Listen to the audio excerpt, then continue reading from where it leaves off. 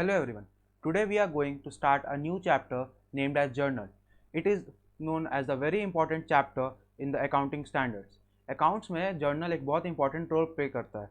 अगर आपका कमांड इस चैप्टर में नहीं है ना तो आपको आगे जाके बहुत प्रॉब्लम्स फेस करनी पड़ती है. यहाँ तक कि बहुत लोगों को मैंने देखा है कि वो लोग जर्नल एंट्रीज को याद कर लेते हैं कि अगर ऐसा होगा तो इसका ट्रीटमेंट हम लोग ऐसे करेंगे. ठीक है. जैसे बोलते हैं ना घर के लिए फाउंडेशन बहुत इंपॉर्टेंट है. घर का फाउंडेशन डिपेंड कर जैसा होगा उस पर डिपेंड करता है कि घर की मजबूती कैसी. उसी तरीके के जर्नल आपको कितना अच्छा समझ में आया उस पर डिपेंड करता है कि आपको अकाउंट्स में नॉलेज कितना अच्छा है. ठीक है. तो अब देखते हैं जर्नल का डेफिनेशन क्या है. It is the primary books of accounts in which transactions are first recorded in a chronological order. Journal वो बुक होता है जिसमें हम लोग सबसे एंट्रीज करते हैं. मतलब जैसे जैसे ट्रांजैक्शन होते जाता है वैसे वैसे एंट्री करते हैं. क्रोनोलॉजिकल ऑर्डर का क्या मतलब होता है? द अरेंजमेंट ऑफ इवेंट्स और dates in the order of the occurrence. मतलब जैसे जैसे इवेंट्स होते जाएगा वैसे वैसे डेट के हिसाब से उसमें एंट्री पास करते जाएंगे. क्रोनोलॉजिकल ऑर्डर का एक एग्जांपल देख लेते हैं हम लोग. ठीक है. जैसे कि मान लो स्कूल जाना है हमें. ठीक है. उठना पड़ेगा सुबह, रेडी होना है, बाइक से, स्कूल साइकिल से, जैसे जो आदमी जैसे स्कूल जाना प्रेफर करता है उस हिसाब से ले लेना अपना हिसाब से एग्जाम्पल. चौथा, 100 पीपल आउटसाइड. तो मान लो 100 पीपल आउटसाइड जो सिचुएशन है ये हम लोग सबसे पहले नंबर पे तो नहीं कर सकते. दूसरों को देखने के लिए हमें सबसे पहले 100 के उठना होगा ना. तो पहले 100 के उठे, फिर रेडी हुए, फिर रेडी होके स्कूल गए. स्कूल जाते जाते हम लोग बाहर किसी को देख. ठीक है. ये चीज़ 1 बाय 1 हुआ. वैसे ही जर्नल एंट्री भी वही मतलब होता है कि जैसे जैसे खर्च होते गया वैसे वैसे एंट्री पास करते गए हम. ठीक है. अब आते हैं नेक्स्ट स्लाइड. ये कुछ मीनिंग है जो हम लोग को याद रखना ज़रूरी है आगे जाके कि क्वेश्चन जब पढ़े तो समझ में आए कि हाँ भाई ये क्या बोलना, क्वेश्चन बोलना क्या चाह रहा है. ठीक है. अब बुक ऑफ ओरिजिनल एंट्री क्या होता है? It is the book in which a transaction is first recorded. That is journal book. सबसे पहला एग्जाम्पल, सबसे सही एग्जाम्पल मेरे हिसाब से ये होता है.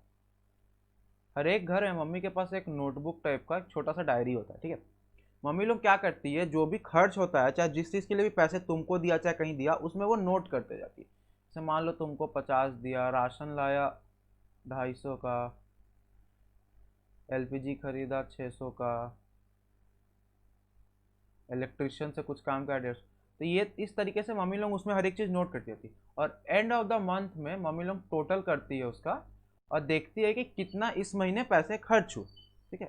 तो बुक ऑफ ओरिजिनल एंट्री का भी वही काम है. जैसे जैसे काम होते जाता है कंपनी उसमें एंट्रीज पास करते जाती है और एंड ऑफ द मंथ या 15 डेज या वीकली, मतलब जैसा जैसा हर एक कंपनी का अपना वो लोग अपने टाइप से सेट करते हैं जैसा उनको सही लगता है वो उस तरीके से उसको फिर अकाउंट्स में शिफ्ट करते हैं और देखते हैं उनका कितना खर्चा. इससे क्या होता है ना कि एक रिकॉर्ड रहता है कि हाँ भाई कब कहाँ क्या हुआ. अकाउंट्स का बेसिक मतलब क्या होता है, जनरल लेमन टर्म्स में समझे तुम लोग. अकाउंट्स क्या होता है कि भाई हर एक चीज़ का हिसाब रखना उसको बोलते हैं अकाउंट्स. वही हो गया बुक ऑफ ओरिजिनल एंट्री का ये मीनिंग. जर्नलाइजिंग क्या होता है? Recording each transaction in the journal is called journalising. जो हम लोग लिखते हैं ना हर एक ट्रांजैक्शन एक एक करके डेट वाइज सीक्वेंस वाइज उसी को बोलते हैं जर्नलाइजिंग. जर्नल में ट्रांजैक्शंस को लिखना. बैड डेट्स, इसका मतलब क्या होता है? Amount which is not recoverable and return of. मतलब कोई पैसा दिया, चाहे कुछ आने वाला कोई डेटर है मेरा वो हमको पैसा लौटाना है लेकिन वो नहीं लौटाया, चाहे नहीं लौटा सकता, हम उसे रिकवर नहीं कर सकते उस पैसा को, तब हम लोग उसको बैड डेट्स मान लेते हैं. इसका सबसे अच्छा एग्जांपल समझने का ले लो. मान लो ये तुम हो, ये तुम्हारा बेस्ट फ्रेंड है, तुम इसको 50 रुपीज़ लेंड की. ठीक है. तुम ये शुरू से मान के चलते हो कि ये पैसा तुमको वापस नहीं होने वाला है, मतलब ये तुम्हारा बैड डेट्स है.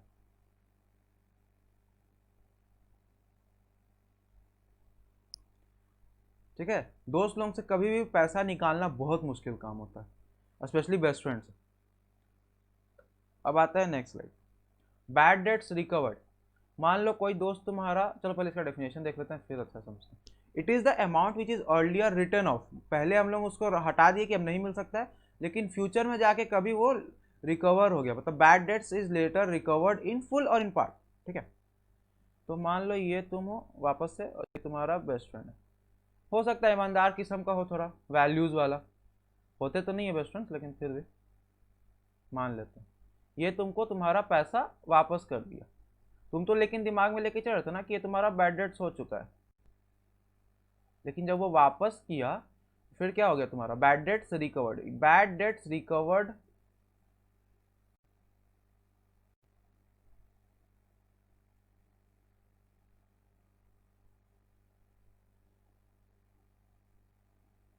इस नाम से एक अकाउंट खुलता है जिसमें हम लोग जो बैड डेट्स पहले बैड डेट्स में लिखे थे वो पैसा में से कुछ भी पैसा अगर आता है, मान लो तुम इसको 50 दिए थे ना, ये तुमको सिर्फ 20 रुपये वापस किया, तो तुम्हारा अभी तक बैड डेट्स में कितना बच गया, 30 रुपये।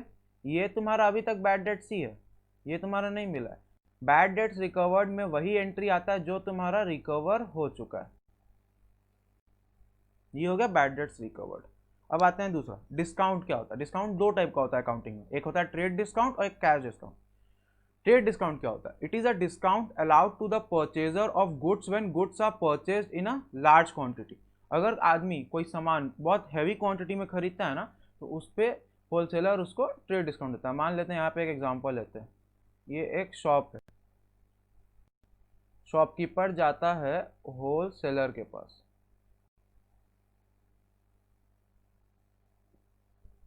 तो होलसेलर के पास जाता है, वो उसे 5000 यूनिट्स ऑफ कोई सामान गुड्स को खरीदा, ठीक है।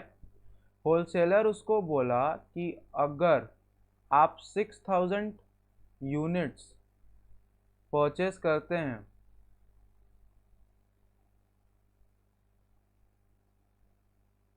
तो हम आपको 500 का डिस्काउंट देंगे, ठीक है। तो उसका कॉस्टिंग कितना पड़ा, 5500 गुड्स का। इतने में ही उसको 6000 यूनिट्स मिला ना भाई, तो 500 रुपया का उसको फायदा हो गया। ये हो गया ट्रेड डिस्काउंट। ये जब बहुत ह्यूज अमाउंट में कुछ खरीदते हैं तभी मिलता है। और हमेशा याद रखना, बहुत इंपॉर्टेंट पॉइंट है ट्रेड डिस्काउंट के बारे में, इसका कोई भी अकाउंटिंग ट्रांजैक्शन में कहीं पे भी एंट्री पास नहीं होता है। डबल एंट्री बुकिंग सिस्टम में ये चीज़ ध्यान रखना कि ट्रेड डिस्काउंट में कभी भी अकाउंटिंग ट्रांजैक्शन अगर तुम एंट्री कर रहे हो जर्नल में, तो कभी भी अगर ट्रेड डिस्काउंट है तो उसका कोई एंट्री अकाउंट में पास नहीं होता।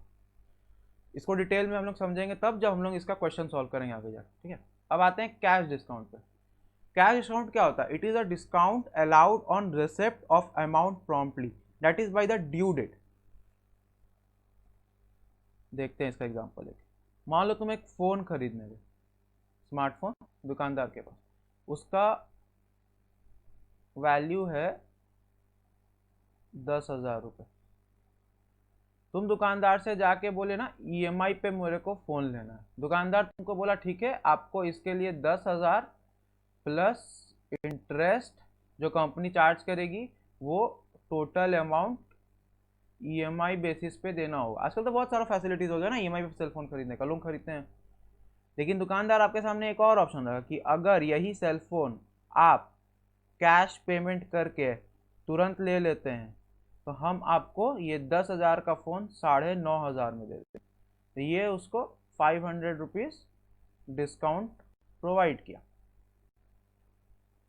तो कैश डिस्काउंट में यही होता है, और इसका हम लोग एंट्री हमेशा पास करें कैश डिस्काउंट का, ठीक है। ये हो गया कैश डिस्काउंट। अब आता है नेक्स्ट साइड तो सिंपल जर्नल एंट्री क्या होता है, इसको बस याद कर लो। It is a journal entry when one account is debited and another account is credited. ये सब कोई पूछा नहीं जाता, सिर्फ तुम्हारे नॉलेज के लिए बता रहा है। तो जर्नल एंट्री देखो ऐसे पास होता है, डैश यहाँ पे अकाउंट का नाम, डेबिट यहाँ amount, to dash account credit, ठीक है। ऊपर में हमेशा डेबिट वाला अमाउंट का एंट्री होगा और नीचे में क्रेडिट वाला का, ठीक है। यहाँ पे अमाउंट लिखते हैं ऐसे स्लैश, ये एक फॉर्मेट होता है, वो हम आगे जाके दिखाएंगे कैसा फॉर्मेट होता है जर्नल बुक का। एंट्री ऐसे पास होता है जब भी सिर्फ एक एंट्री, मतलब एक अकाउंट डेबिट हो रहा है और एक अकाउंट क्रेडिट हो रहा है, इसका मतलब समझ जाओ कि ये सिंपल जर्नल एंट्री है। अब आता है कंपाउंड जर्नल एंट्री क्या होता है। कंपाउंड जर्नल एंट्री का मतलब होता है it is a journal entry in which one और मोर अकाउंट्स आर डेबिटेड एंड और क्रेडिटेड। मतलब कि यहाँ पे ले लेते हैं हम लोग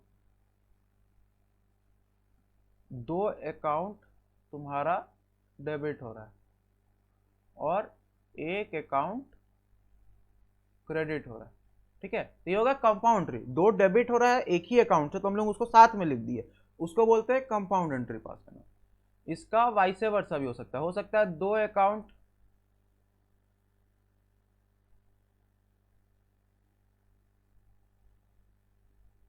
मान लो इसका हो सकता है दो अकाउंट क्रेडिट हो रहा है एक अकाउंट ही डेबिट हो रहा है, वो भी होता है कंपाउंड एंट्री, मतलब मल्टीपल एंट्रीज एक ही ट्रांजैक्शन में लिख दिया हमने। कैसा होता है ये सब चीज आगे जाके जब क्वेश्चन सॉल्व करने लगेंगे समझ में आ जाएगा, बस अभी के लिए इसको देख लो समझ जाओ, मतलब समझ गए ना क्या होता है कंपाउंड एंट्री का। चलो ओपनिंग एंट्री किसको बोलते हैं? It is the first entry passed in the journal book incorporating the closing balance of previous year. हर एक साल कंपनी काम करता है 1 अप्रैल से लेके 31 मार्च, एक फाइनेंशियल ईयर होता है, ठीक है। ये तो सबको पता है ना फाइनेंशियल ईयर कैसा होता है। तो जो काम करता है ना हर एक कंपनी, तो हर एक अकाउंट थोड़ी होता है कि बैलेंस हो गया, left debit and credit balance हो गया, हमेशा कुछ ना कुछ बैलेंस कहीं ना कहीं बच जाता है। तो जो बैलेंस बचता है ना उसको हम लोग फिर अगले साल उसी अकाउंट में लेके चले जाते हैं, तो उसको हम लोग टू ब्रॉड फॉरवर्ड भी बोलते हैं, चाहे फिर और टू कैरी फॉरवर्ड, टू और बाई डिपेंड करता है डेबिट अकाउंट है या क्रेडिट बैलेंस है, उसको बोलते हैं ओपनिंग एंट्री। जो पिछले साल का बैलेंस हम अगले साल का बुक में लेके गए उसको बोलते हैं ओपनिंग एंट्री। लेजर क्या होता है? Ledger is an accounting book in which various accounts are maintained in classified form. Journal के बाद जो दूसरा स्टेप अकाउंटिंग होता है वो होता है लेजर। तो लेजर क्या होता है, हम लोग इसके जर्नल का नेक्स्ट चैप्टर है लेजर, तो वो हम लोग डिटेल में लेजर के बारे में पढ़ेंगे उसमें। बस इतना समझ जाओ, ये डेफिनेशन है इसका, छोटा सा इसको याद रखना। लेजर एक तरीके का मतलब हो गया अकाउंट को ड्राइंग दिखा देते हैं उसका, ऐसे करके लेजर बनता है। यहाँ हो गया अमाउंट, यहाँ हो गया अमाउंट, यहाँ पर्टिकुलर्स, यहाँ पे डेट, यहाँ पे कॉलम, यहाँ पे डेट पर्टिकुलर्स, यहाँ पे अकाउंट का नाम, क्या अकाउंट, मान लो कैश अकाउंट, यहाँ पे पर्टिकुलर्स, यहाँ पे सारा डेबिट एंट्री, यहाँ पे सारा क्रेडिट एंट्री, ठीक है। आता है next side. Meaning of account क्या होता है? An account is summarised record of transactions at one place relating to a particular head.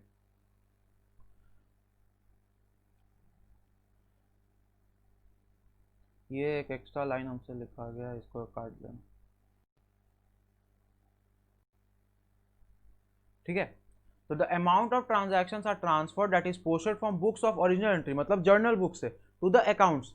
पहले जर्नल में रिकॉर्ड किए, उसके बाद हम लोग उसको अकाउंट्स में पोस्टिंग किए, वही होता है अकाउंट्स में का काम, वही होता है कि जर्नल्स का सारा पोस्टिंग अकाउंट्स में होता है, ठीक है। Thus it is a record of transactions which shows the effect and action. Journal क्या होता है? जर्नल तो बहुत सारा हो गया, मान लो कैश का ट्रांजैक्शन, कभी हम कुछ सामान खरीदे उसका एक ट्रांजैक्शन पास किया, फिर कल कुछ सामान खरीदे उसका परसों, ऐसे करके। अब हर एक ट्रांजैक्शन रिकॉर्ड करके ध्यान देना तो दिक्कत होता है ना जब अकाउंट फाइनल अकाउंट बनता है, तो इसलिए एक लेजर में हम लोग सारा पोस्टिंग कर देते हैं, तो यहाँ से ही सारा अकाउंट्स चेक करना आराम होता है कि हाँ भाई कहाँ कहाँ कितना कितना खर्च हो। अगर इसमें आपको कोई प्रॉब्लम है तो फिर आप जाके उसका जर्न यहाँ पे, जैसे कि एक मान लो ये अकाउंट्स का फॉर्मेट है, ठीक है, पर्टिकुलर्स होता है, यहाँ डेट, अमाउंट, डेट, पर्टिकुलर्स, यहाँ पे एक होता है लेजर में जर्नल फोलियो, यहाँ नंबर होता है कौन से नंबर पे ये ट्रांजैक्शन का एंट्री किया हुआ है जर्नल, तो आप वहां जाके फिर चेक कर सकते हो अगर आपको यहाँ पे किसी में डाउट हो तो। इस तरीके से क्या होता है, जब आप काम कम होता था, जर्नल बना अकाउंट्स में शिफ्ट हो गया, तो जब फाइनल अकाउंट्स बनता है तब उस समय अब साल भर जो बड़ी बड़ी कंपनी से रिलायंस जैसी कंपनी, हर एक जर्नल अगर साल के एंड में बैठ के पोस्टिंग करे फिर उसका फाइनल अकाउंट्स में, तो सोचो कितना समय लग जाएगा।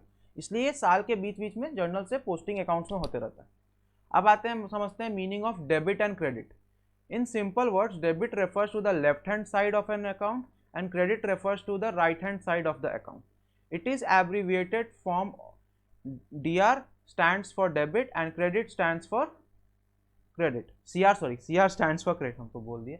चलो मान ले, देखो अकाउंट्स को ना एक और तरीके से समझो, अकाउंट्स कुछ नहीं बस एक टी टेबल है, जैसे ये टी टेबल है ना, उसका लेफ्ट हैंड साइड डेबिट होता है, राइट हैंड साइड क्रेडिट होता है। लेफ्ट हैंड साइड सारा डेबिट एंट्री होता है, राइट हैंड साइड सारा क्रेडिट एंट्री होता है, ठीक है। बस meaning of debit and credit यही होता है. Under double entry bookkeeping system, each transaction has two aspects. One aspect is the receiving or incoming aspect. This is also known as the debit aspect. Another aspect is giving or outgoing aspect. This is also known as the credit aspect of a transaction. Debit and credit aspect of a transaction form the basis of double entry system. ठीक है, ये पढ़ लिए हम लोग. अब देखो समझो इस चीज़ को. ये लाइन बोल रहा है कि कोई भी ट्रांजैक्शन होता है ना, मान लो हम बैंक में पैसा डिपॉजिट किए, तो हम लोग इसमें कैश अकाउंट, अब क्यों डेबिट कर रहे हैं जस्ट नेक्स्ट स्लाइड में बता रहे हैं, बस यहाँ देख लो कैसे एंट्री पास होता है. Debit to bank account. ठीक है, कैश आया हाथ में बैंक से पैसा निकाल रहे थे हम लोग, तो ये एंट्री पास की, तो एक अकाउंट डेबिट हो रहा है और एक अकाउंट क्रेडिट हो रहा है. हमेशा double entry book keeping system में यही सबसे बड़ा फंडा है. अगर कोई अकाउंट डेबिट हुआ है ना, तो कोई और अकाउंट क्रेडिट हुआ होगा. रेक्टिफाई करने के लिए इस चीज़ को हम लोग हमेशा ध्यान रखते हैं. अब अकाउंट्स ना दो पार्ट में क्लासिफाइड है. एक होता है ट्रेडिशनल क्लासिफिकेशन और एक होता है मॉडर्न क्लासिफिकेशन. तो ट्रेडिशनल क्लासिफिकेशन को हम लोग एक और नाम बोलते हैं गोल्डन रूल. ये मेरे हिसाब से अकॉर्डिंग टू मी सबसे बेस्ट मेथड है अकाउंटिंग समझने का जर्नल के लिए, क्योंकि मॉडर्न क्लासिफिकेशन में ना कहीं थोड़ा सा एरर हो जाता है फ्यूचर, मतलब हाई लेवल क्वेश्चन चाहे ट्रिकी क्वेश्चन होता है ना, उसमें थोड़ा सा चांसेस ऑफ एरर है. ट्रेडिशनल वाला अच्छा समझ में आता है ना, तो अकाउंट्स क्लासीफाई करना बहुत आसान होता है किस टाइप का अकाउंट है. ठीक है, और दूसरा होता है मॉडर्न क्लासिफिकेशन. आईएससी पैटर्न में ट्रेडिशनल क्लासिफिकेशन फॉलो होता है और सीबीएसई पैटर्न में मॉडर्न क्लासिफिकेशन फॉलो किया जाता है जर्नल एंट्री पास करने में. ठीक है, हम दोनों से बता दे रहे हैं, जिसका आईएससी वो आईएससी तक समझो, जिसका मॉडर्न है मॉडर्न देख लेना. तो अकाउंट्स अकॉर्डिंग टू ट्रेडिशनल मतलब गोल्डन रूल के हिसाब से दो पार्ट में बटा हुआ है. एक है पर्सनल अकाउंट और एक है इम्पर्सनल अकाउंट. ठीक है, पर्सनल अकाउंट तीन टाइप का होता है. एक होता है नेचुरल अकाउंट, आर्टिफिशियल अकाउंट और रिप्रेजेंटेटिव अकाउंट. तो नेचुरल अकाउंट क्या होता है? नेचुरल क्या चीज को बोलते हैं? Creation of God. कोई भी चीज अगर क्रिएशन ऑफ गॉड है तो वो नेचुरल तरीके से. नेचुरल अकाउंट किसका बोलते हैं? किसी ह्यूमन बीइंग का अकाउंट है, अगर किसी इंसान का अकाउंट है तो वो एक नेचुरल अकाउंट बन गया. जैसे मान लो account for example Ram account, Shyam account, ये सब नेचुरल अकाउंट है. अब आते हैं आर्टिफिशियल अकाउंट पे. आर्टिफिशियल अकाउंट किसको बोलते हैं? आर्टिफिशियल का मतलब क्या होता है? Which is man made. जो भी चीज़ मैन मेड है, जैसे कि कंपनी इंसान बनाता है. ठीक है, कंपनी के नाम पे खुद का अकाउंट होता है. रिलायंस का खुद का अकाउंट है, जियो का खुद का अकाउंट है, टाटा का खुद का अकाउंट होता है, जिससे वो लोग सारा फाइनेंशियल ट्रांजैक्शन करते हैं. एक सोसाइटी, ये सब हो गया आर्टिफिशियल अकाउंट का एग्जांपल. जैसे तुम किसी सोसाइटी में कोई अगर रहता है, तो सोसाइटी का एक होता है ना, हर एक महीना मेंटेनेंस जाता है, चाहे मंथली, किसी में ईयरली जाता है, किसी में मंथली जाता है. तो वो जो मेंटेनेंस जाता है ना, उसी को बोलते हैं हम लोग, वो सब सारा पैसा सोसाइटी फंड में जाता है.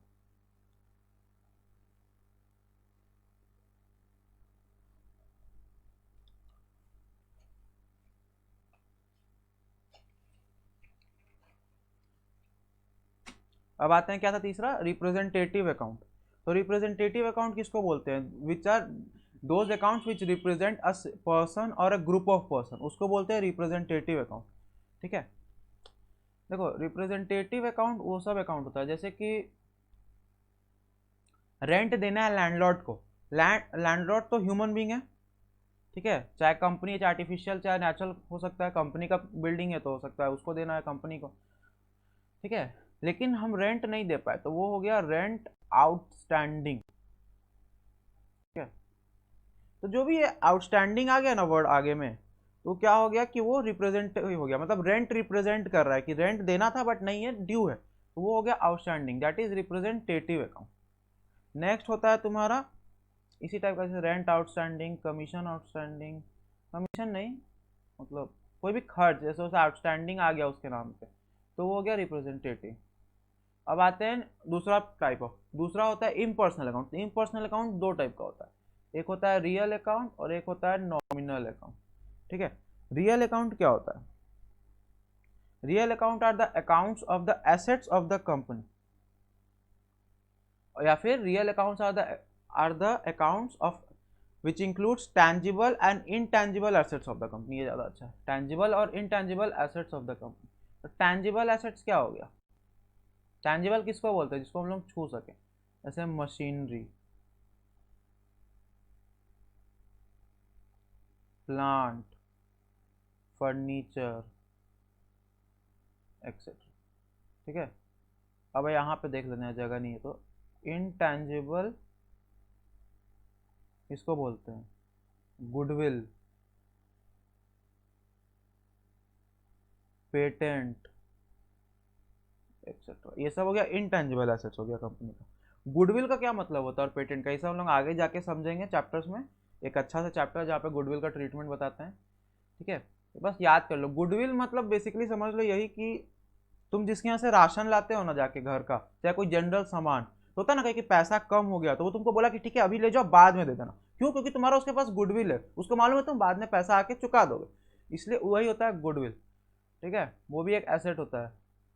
अकाउंटिंग ट्रांजैक्शन में गुडविल का भी पैसा मिलता है कंपनीज को बेचने पे। अब आते हैं नॉमिनल अकाउंट पे। Accounts which relate to expenses, losses, gains etcetera are treated as nominal accounts. मतलब जो अकाउंट एक्सपेंस, लॉस, गेन, वो सब का जो अकाउंट होता है ना, उसको बोलते हैं नॉमिनल अकाउंट। एक्सपेंस में मतलब सबसे बड़ा एक्सपेंस क्या होता है? कोई सामान खरीदना, purchase is an expense, salary देना इज एन एक्सपेंस। गेन क्या हो गया तुम्हारा? सेल एक गेन हो गया तुम्हारा रेवेन्यू में। कमीशन तुम्हारा, कमीशन रिसीव्ड, ये सब तुम्हारा क्या हो गया? नॉमिनल अकाउंट हो गया। ठीक है, अब नॉमिनल अकाउंट में एक चीज ध्यान देना, हम बताए ना रिप्रेजेंटेटिव अकाउंट क्या होता है? रेंट आउटस्टैंडिंग, मतलब कोई भी चीज रेंट है लेकिन उसमें आउटस्टैंडिंग लगा दो तो वो पर्सनल अकाउंट बन जाता है। कौन सा पर्सनल? रिप्रेजेंटेटिव वाला पर्सनल।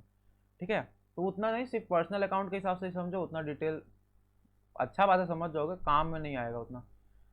तो इंटरेस्ट आउटस्टैंडिंग हो गया, तो ये represent real sorry sorry nominal से तुम्हारा पर्सनल अकाउंट बन गया। ठीक है, रेंट आउटस्टैंडिंग है तो ये भी तुम्हारा नॉमिनल से पर्सनल अकाउंट में चला गया। इस तरीके से कभी भी आउटस्टैंडिंग चाहे प्रीपेड लग जाए ना नॉमिनल अकाउंट के आगे, तो समझ लेना फिर उसमें पर्सनल अकाउंट वाला फंडा लगेगा। तो फंडा क्या होता है? ये सब एंट्री पास करने का तुमको कैसे पता चला कौन सा अकाउंट को डेबिट करना है, कौन सा अकाउंट को क्रेडिट करना है? तो गोल्डन रूल में ये तीन, इस चीज को ना याद कर लो, अगर गोल्डन रूल याद कर रहे हो तो ये तीन चीज, personal account debit the receiver, credit the giver. Real account debit what comes in, credit what goes out. Nominal account debit all expenses and losses, credit all incomes and gains. इस चीज को खून में डाल लो अपने कि भाई ये चीज अगर तुमको आता है ना, ऐसा कोई अकाउंटिंग ट्रांजैक्शन नहीं होगा जो आदमी नहीं कर सकता है। ठीक है, कितना भी ट्रिक हो, कितना भी हो, सीए लेवल पे चल जाओगे तब भी अगर ये चीज अच्छा से अगर आता है ना, तो भाई ये चीज के बेसिस पे ही पूरा अकाउंट, वो तो फाउंडेशन है जर्नल अकाउंट्स का। इसीलिए क्योंकि अगर पते ही नहीं चलेगा क्या चीज डेबिट होता है क्रेडिट होता है सही से, तो तुम उसका ट्रांजैक्शन ही नहीं पास कर पाओगे। ठीक है, अब पहला काम, तुम अगर तुमको कोई ट्रांजैक्शन मिला तुम क्या करते हो? उसको चेक करते हो कि कौन सा अकाउंट है। ठीक है, मान लो पर्सनल अकाउंट है, तुम क्या उसमें देखो कि हो क्या रहा है। मान लो रिसीव कर रहा है कोई, ठीक है, तो रिसीवर है तो उस चीज को डेबिट कर दोगे, और जो दे रहा है उसको क्रेडिट कर दोगे। ठीक है, तो पर्सनल अकाउंट का फंडा क्या है? Debit the receiver, credit the giver. इस चीज को, ये टेबल जो है ना भाई, भाई और बहन जो भी हो देख रहा है वीडियो, इस चीज को याद कर लो, मतलब खून में डाल लो, ऐसा ही बहुत इंपॉर्टेंट चीज है। ठीक है, अब यहाँ कुछ एग्जांपल्स देखते हैं हम लोग। अब है रेंट पेड,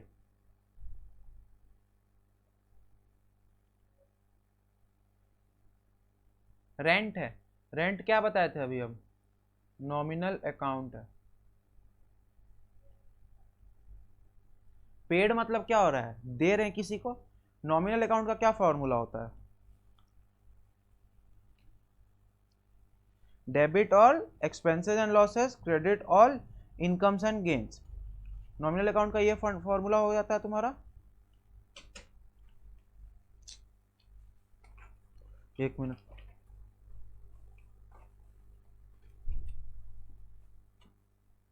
हाँ,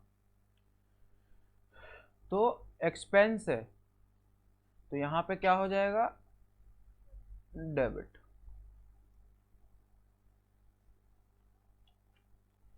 रेंट रिसीव्ड, रेंट क्या है, नॉमिनल अकाउंट। रेंट रिसीव्ड का क्या मतलब होता है, पैसा आ रहा है, मतलब रिसीव्ड मतलब पैसा आया, पैसा आया तो क्या है, इनकम है। तो नॉमिनल अकाउंट का क्या फंडा होता है, debit all expenses and losses, credit all incomes and gain. यहाँ पे हो जाएगा ये अकाउंट क्रेडिट। ठीक है, हम इतना बार इसलिए बोल रहे हैं कि तुमको ये फॉर्मूला याद हो जाए, क्योंकि इसके बिना कुछ नहीं हो सकता है। अब क्या है तीसरा, इंटरेस्ट रिसीव्ड। इंटरेस्ट क्या है, ये भी नॉमिनल अकाउंट है।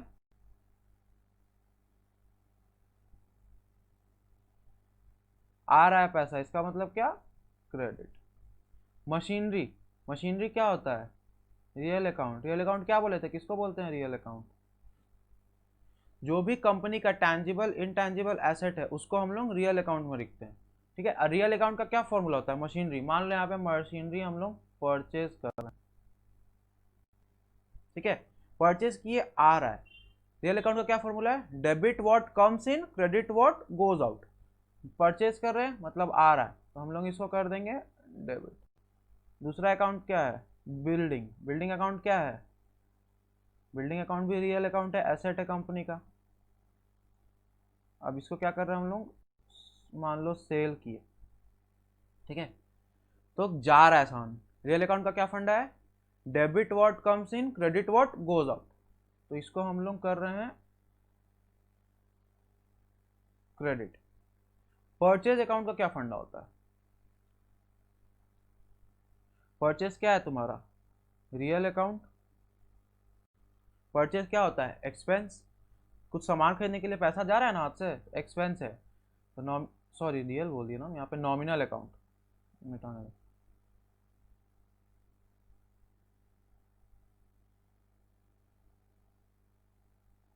ये है तुम्हारा नॉमिनल अकाउंट।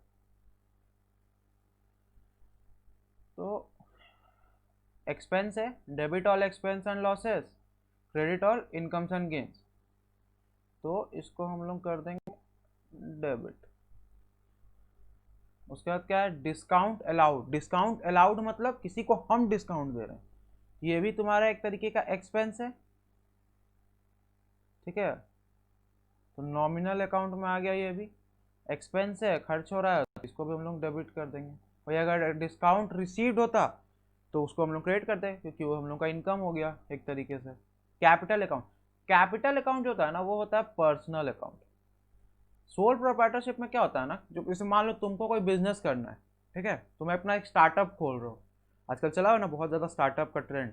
तो स्टार्टअप अगर खोल रहे हो तो स्टार्टअप के लिए क्या चाहिए, तुम कुछ इन्वेस्टमेंट करते हो, ठीक है, तो तुम जो इन्वेस्टमेंट किए ना वो होता है कैपिटल। तो जब अकाउंट्स में लिखाता है तो तुम्हारे नाम से लिखाएगा, मतलब मान लो हम अनीश, तो मेरे नाम, मेरा कैपिटल है तो अनीश कैपिटल अकाउंट करके वो लिखेगा जाएगा। क्यों, कैपिटल एक पर्सनल अकाउंट इसलिए होता है। अब कैपिटल इंट्रोड्यूस हो रहा है, ठीक है, तो ये हम लोग कर देंगे क्रेडिट। कंपनी में पैसा आया लेकिन कैपिटल तो दिया ना वो कोई, तो ये कैपिटल अकाउंट को हम लोग कर दिए क्रेडिट। क्यों, क्योंकि debit the receiver, credit the giver. Capital कोई दे रहा है तो हम कैपिटल दिए जैसे कंपनी को, तो मेरे को वो क्रेडिट करेगा। अब खुद के अकाउंट में एंट्री करेगा कैश रिसीव्ड, अगर कैश के फॉर्म में दिए हैं तो कैश अकाउंट करके। अब ये सेल्स, सेल्स क्या है तुम्हारा, इनकम है, ये भी नॉमिनल अकाउंट है। इनकम को क्या करते हैं, debit all expense and losses, credit all incomes and gains. तो इसको हम लोग कर दिए क्रेडिट। ठीक है, एग्जाम्पल से अच्छा समझ में आना चाहिए डेबिट क्रेडिट कैसे समझते हैं। अब एक क्वेश्चन देख लेते हैं, इसको जल्दी से जॉट डाउन कर लो।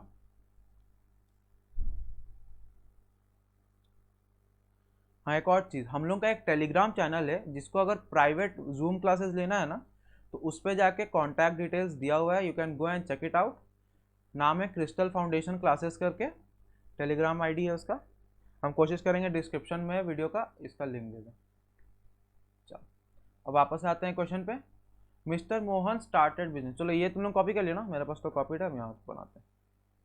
अब देखो कहाँ गया कर्सर भाई, कर्सर। तो यहाँ पे लिखते हैं हम लोग पर्टिकुलर्स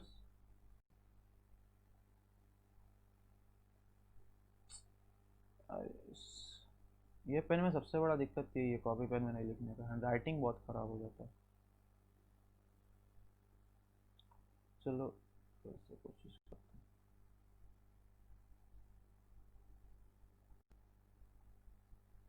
ये हो गया पर्टिकुलर्स।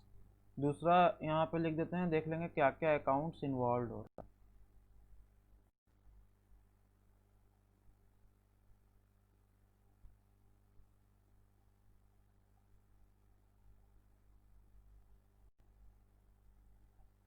नेचर ऑफ अकाउंट्स, उसके बाद यहाँ डेबिट, यहाँ क्रेडिट। अब यहाँ पे लिख देंगे रीजन क्यों, जैसे हम लोग लास्ट में से। अब क्या था question, mister Mohan started business with ₹5 lakh in cash, ठीक है। तो कैश अकाउंट्स क्या क्या इन्वॉल्व हो रहा है, एक तो क्या कैश ला रहा है, कंपनी के बुक्स में हम लोग बना रहे हैं, हम लोग एंट्री पास क्या करते हैं, कैश अकाउंट। यहाँ पे क्या क्या इन्वॉल्व है, कैश। चलो इसको हम लोग एंट्री वाला बाद में समझेंगे। यहाँ देख लो क्या लिखते हैं पहले, Mohan sorry brought rupees 5 lakh cash, ठीक है। अकाउंट क्या क्या इन्वॉल्व है, कैश अकाउंट एक इन्वॉल्व है, और एक तुम्हारा यहाँ पे कैपिटल अकाउंट इन्वॉल्व है, कैपिटल ला रहा है ना, ठीक है। Nature of account, cash account होता है तुम्हारा क्या, रियल अकाउंट, कैश एसेट होता है। कैपिटल होता है तुम्हारा पर्सनल अकाउंट। अब यहाँ पे हम लोग कैश को डेबिट करेंगे, क्यों, क्योंकि कैश आ रहा है। तो रियल का क्या होता है, debit what comes in, credit what goes out. Personal का क्या होता है, debit the receiver, credit the giver. तो यहाँ ये दे रहा है तो ये गिवर है, इसको हम लोग क्रेडिट कर देंगे। रीज़न है क्या इसमें, इसमें इनकमिंग और इसका है गिवर, ठीक है। अब देखते हैं दूसरा क्वेश्चन को। Purchase goods for cash ₹1 lakh, 1 lakh रुपए का गुड्स खरीदा। तो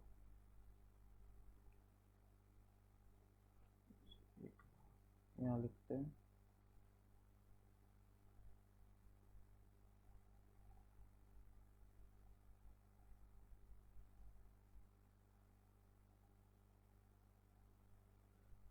एक लाख। तो इसमें क्या क्या इन्वॉल्व है अकाउंट, एक तो हो गया परचेज अकाउंट, सामान खरीद रहे हैं तो एक परचेज अकाउंट। अब क्यों, कैसे खरीदे, कैश से खरीदे, क्रेडिट में तो खरीदे नहीं, यहाँ लिखा है इन कैश, कैश लिखा हुआ है ना, हाँ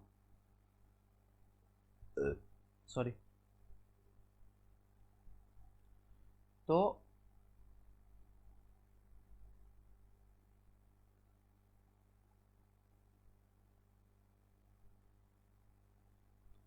परचेज अकाउंट हो गया तुम्हारा नॉमिनल अकाउंट,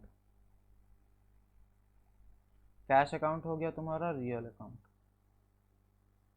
परचेज कर रहे हैं, सामान आ रहा है, तो ये एक्सपेंस है। नॉमिनल अकाउंट क्या होता है, debit all expenses and losses, ये एक्सपेंस है डेबिट की। रियल अकाउंट में क्या होता है, debit the receiver, credit the, नहीं sorry, debit what comes in, credit what goes out. यहाँ पे पैसा जा रहा है, तो ये हो गया 1 लाख यहाँ पे, ठीक है। रीज़न तुम लोग लिख सकते हो अपने से, इसको लिख के मेरे को कमेंट में चाहे मेल आईडी पे मेरा भेजना इस क्वेश्चन को सॉल्व करके अपने से। Sold goods for cash ₹1,50,000।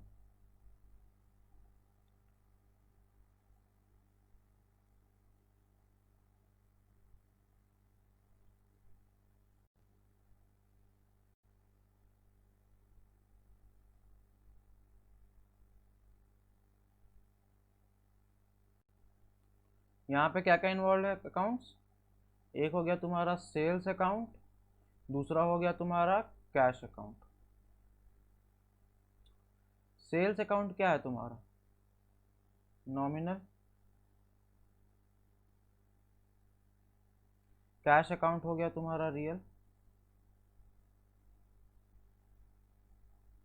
Sorry ये उल्टा हम लिख दिए यहाँ पे, सेल्स नीचे आएगा क्योंकि सेल,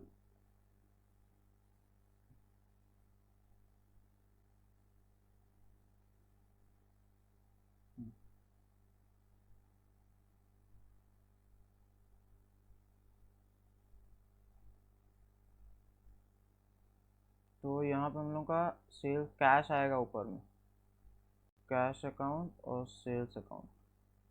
इसलिए हम लोग हमेशा देख लेते हैं क्या डेबिट करना क्या क्रेडिट। अभी तुम लोग को समझा रहे हैं इसलिए हम ऐसे लिख रहे हैं, और तुम लोग को ये चीज़ क्वेश्चन पढ़ के पहले दिमाग में सॉल्व करना होगा कि डेबिट किसको करना है, क्रेडिट कौन सा करना है, क्योंकि हमेशा देखना डेबिट ऊपर होता है क्रेडिट नीचे होता है। तो कैश अकाउंट यहाँ पे डेबिट हो रहा है, क्यों देख लेते हैं पहले। कैश अकाउंट क्या है तुम्हारा, कर सकता हूँ क्या, रियल अकाउंट। सेल्स अकाउंट क्या है तुम्हारा, नॉमिनल। क्रेडिट क्यों किया सेल्स को,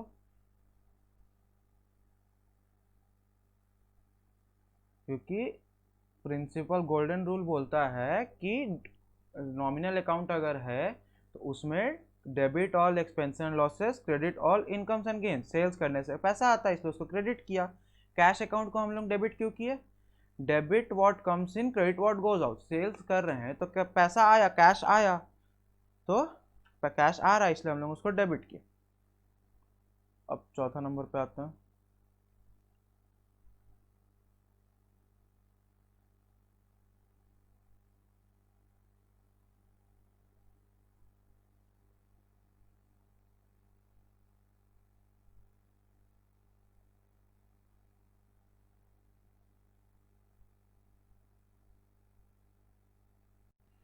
हम लोग को आराम से इंटरेस्ट मिला 500 रुपया कैश रिसीव्ड है, मतलब पैसा आया। तो यहाँ पे हम लोग कैश अकाउंट को डेबिट करेंगे और इंटरेस्ट अकाउंट को क्रेडिट करेंगे। इंटरेस्ट है तुम्हारा वही नॉमिनल और ये है तुम्हारा रियल। तो 500 रुपया इधर आया, 500 रुपया इधर आया। क्यों, रियल अकाउंट का क्या फंडा है, debit what comes in, credit what goes out. Nominal account debit all expenses and losses, credit all incomes and gains. अब आते हैं नेक्स्ट क्वेश्चन पे। हाँ, अब आते हैं नेक्स्ट क्वेश्चन पे। क्वेश्चन नंबर 6 क्या था, purchase furniture for cash ₹50,000।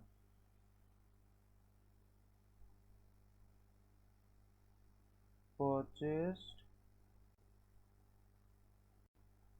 furniture for cash ₹50,000। Sorry, थोड़ा सा हैंड राइटिंग का दिक्कत हो रहा है।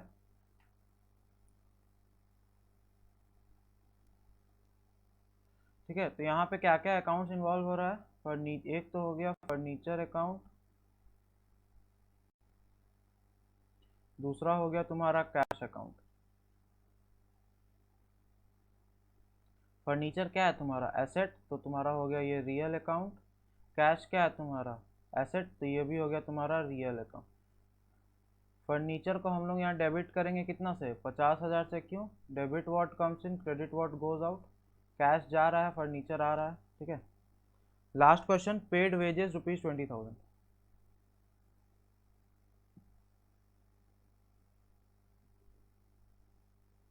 ठीक है, तो क्या कर रहे हैं हम लोग, वेजेस पे कर रहे हैं। यहाँ पे क्या क्या अकाउंट आ गया, वेजेस अकाउंट, और दूसरा हो गया तुम्हारा कैश अकाउंट।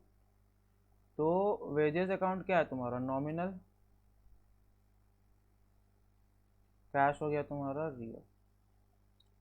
वेजेस को हम लोग डेबिट क्यों किए, debit all expenses and losses. और कैश को क्यों किए, credit what comes in, debit what goes out, credit what comes in. Real account का फॉर्मूला है। रियल अकाउंट मतलब जो भी ये तीन, जो इससे 2 स्लाइड पहले हम बताए थे ना, कि जो तीन वो है रूल, गोल्डन रूल, उसको रट लो अच्छा से, कि तुमको फ्यूचर में फिर कभी दिक्कत नहीं होगा अगर वो ध्यान में।